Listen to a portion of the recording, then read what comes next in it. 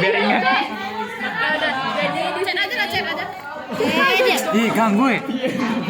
Emang harus di video gitu. Kelompok ini menjelaskan teori evolusi. Evolusi Lamarck dan Weismann. Jadi di sini tuh kalau menurut si Lamarck ini namanya Lamarck. Jadi menurut si Lamarck ini jerapah tuh dulu memiliki leher yang pendek. Jadi mereka tuh mau tidak mau meregangkan otot lehernya. Jadi kan Weismann nih dia kalau kata dia pas zaman dulu tuh jerapah tuh berleher pendek. Jadi mau tidak mau dia tuh untuk menggapai makanannya yang di atas pohon dia meregangkan otot lehernya. Jadi makanya keturunannya tuh makin lama kelamaan keturunan leher yang panjang. Jadi teori itu disebut teori use and disuse. Maksudnya tuh otot yang dipakai di sini tuh makin lama makin akan panjang dan otot yang nggak dipakai itu akan tereduksi. Jadi kalau si kata si Lamarck ini Dengar sumpah. jadi kalau kata si Lamarck ini ada teorinya namanya inheritance of acquired characteristic yang artinya tuh kalau hewan itu kan dia ototnya itu tidak tereduksi kan, sudah memanjang kan. Berarti perubahan fisik dia tuh menurunkan kepada keturunannya. Jadi makin lama lehernya bakal makin panjang. Itu teori si Lamarck. Terus si Weismann ini dia kayak menentang gitu kan. Menurut dia tuh nggak masuk akal kalau makin lama kelamaan jerapah tuh bisa makin panjang lehernya, dia nggak terima. Jadi dia bikin percobaan sendiri. Percobaannya tuh dipotongnya ekor tikus. Jadi udah dipotongnya ekor tikus kan, habis itu dikawinkannya ekor yang nggak punya tikus sesamanya. Tapi menghasilkan keturunan yang ekor yang semula, ekor yang seperti biasa, ekornya nggak pendek gitu. Jadi dia udah membuktikan teori itu sebanyak 21 generasi. Jadi dia tuh dari hasil percobaannya itu dia menantang si Lamarck tadi.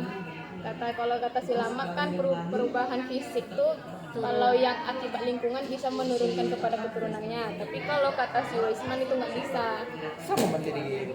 Nggak, dia tuh ahli ABCD itu bedanya cuman ya perbedaannya itu cuman ini. Kalau yang di ahli A bandingkan ini dengan ini, kalau di ahli B bandingkan ini dengan ini gitu lah. Sama aja ya. Itu aja. Oke, thank you. Nah yang terakhir Mana deh? Oke, kirim aja video. Jangan gitu. Jadi Syifa akan menjelaskan tentang Makan apa? Syifa akan menjelaskan tentang teori Darwin terhadap jerapah. Jadi sebenarnya ada yang tahu Darwin itu siapa? Darwin itu tokoh evolusi. Iya. Darwin itu adalah Itu Darwin. serius lah. Fokus. Masuk YouTube. Darwin itu adalah ahli naturalis atau geologi dari Inggris yang terkenal akan kontribusinya dalam evolusi ya. Jadi teori yang paling dikenal itu teori evolusi. Nah, jadi bagaimana teori dia ini terhadap evolusi jerapah? Jadi awal mulanya Darwin ini meyakini bahwa jerapah itu ada dua jenis. Yang pertama itu ada jerapah berleher panjang dan dua ada jerapah berleher pendek. Jadi kedua jenis jerapah ini tuh bersaing melalui seleksi alam. Mereka itu sama-sama kalau makan itu harus menjangkau pohon yang tinggi. Nah, karena itu jerapah berleher pendek itu mengalami kesulitan untuk memenuhi kebutuhan hidupnya untuk mendapatkan makanan dari pohon yang tinggi. Selain itu dia juga kesulitan untuk menggapai sumber air, sehingga lama-kelamaan dia pun menjadi punah dan semakin berkembang biaklah jerapah berleher panjang ini. Akhirnya hanya tersisa jerapah berleher panjang hingga sampai saat ini. Jadi yang selamat dari seleksi alam itu jerapah berleher panjang ya guys. Menurut Darwin. Nah, oke, aku dari kelompok 3. Itu tuh materinya udah dijelaskan sama Siti dan Syifa itu tuh, tapi yang diambil di ABC membandingkan antara teori Lamarck dengan teori Darwin. Diulang sedikit, kalau Lamarck itu dia menyatakan kalau dulu tuh jerapah yang pendek itu ototnya direnggangkan untuk mencari makan di pohon-pohon tinggi, jadi jerapah tuh menjadi berleher panjang semua. Sedangkan kalau di Darwin tadi dari dulunya sudah ada jerapah yang berleher panjang dan berleher pendek, tapi dengan persaingan seleksi alam itu lebih unggul jerapah berleher panjang, sehingga yang bertahan hidup dan berkembang biak lebih banyak itu yang jerapah berleher panjang.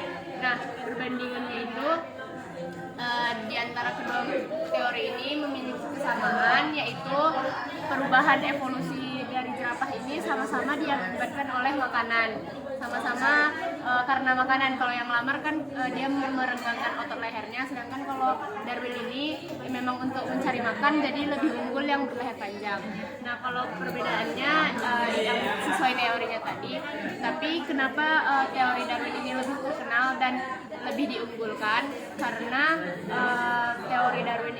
teori Lamarck itu tidak ada bukti ilmiahnya. Kayak tadi dari teori yang disebutkan Siti kan, ekor tikus tuh tetap di generasi selanjutnya tidak berubah gitu kan kalau dari percobaan tuh. Kemudian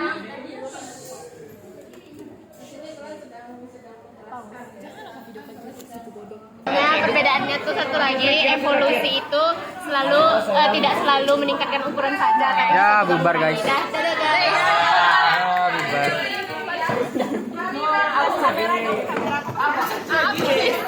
Aku suka lagi. Nah, kalau aku Muhammad Farul Azhardi, jadi aku akan